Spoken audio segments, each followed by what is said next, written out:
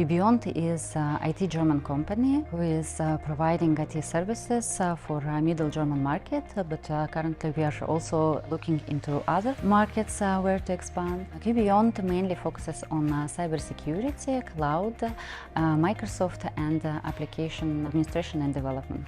5 years ago, Q.Beyond decided to open nearshore center here in Riga. In the beginning we were quite small team, but currently we reached already 80 employees, and our former office became too small for us. And today we are here in our brand new premises. This office was built specifically to foster collaboration and teamwork for our colleagues. In Q.Beyond we have more than 1,000 employees, and here in Riga, as I mentioned, we are only 80, means that majority of the teams are mixed. So part of the team is located in Germany and part is here. And for that purpose, we were looking for different technical options for our meeting rooms, and our local technical provider recommended us Logitech equipment, what we are very satisfied with. As we do have colleagues in different locations, also Latvia, different cities, such solutions are very vital for us, so we do have visual contact with all participants on the meeting. All meeting rooms in our office have different size